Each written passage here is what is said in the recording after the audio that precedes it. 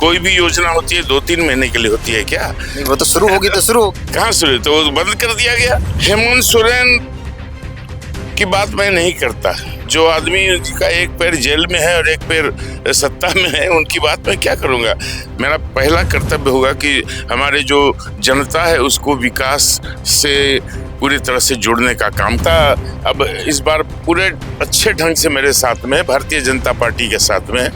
गिरिडीह में आज केंद्रीय गृह मंत्री अमित शाह का कार्यक्रम है और यहाँ केंद्रीय प्रत्याशी हैं।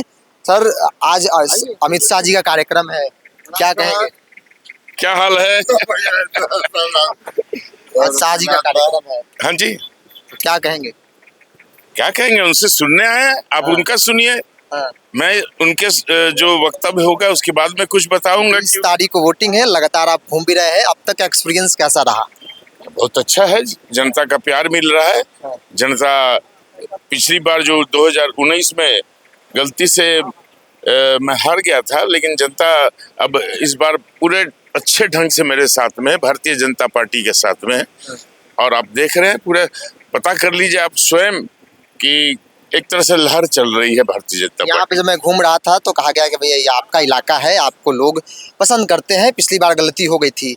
इस बार क्या लगता है कि भाई वो कौन सा काम बच गया, चूंकि यहाँ मौका भी आपको मिला है, जो अब पूरा करना? विकास का एक गति है जो लगातार चलते रहना चाहिए। इन 5 सालों में विकास की गति ठहर गई थी। मेरा पहला कर्तव्य होगा कि हमारे जो जनता है उसको विकास से पूरी तरह से जोड़ने का काम करें। उनके छूटे हुए कार्यों को हम, अधूरा कार्य को हम पूरा करने का काम करेंगे। हेमंत सोरेन की पार्टी, उनका गठबंधन लगातार कर रहा है कि ये लोग बांटने की राजनीति कर रहे हैं, लोग बांट कर चले जाएंगे। हेमंत सोरेन की बात मैं नहीं करता। जो आदमी का एक पैर जेल में है और एक पैर सत्ता में है, उनकी बात मैं क्या करूंगा?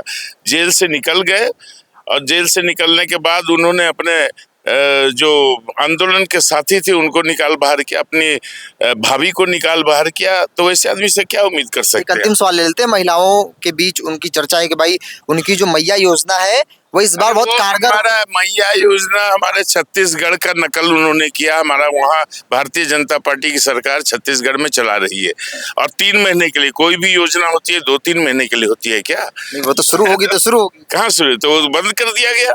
और उसमें क्या किया इन्होंने कि सास और बहू को लड़ा दिया। सास को जो पेंशन मिलता था उसको बंद कर दिया और इनको दे रहे हैं। तो इनका तो यही कारनामा है। यही चलिए, गिरिडीह में अमित शाह भी आएंगे, वो भी हम आपको दिखाएंगे।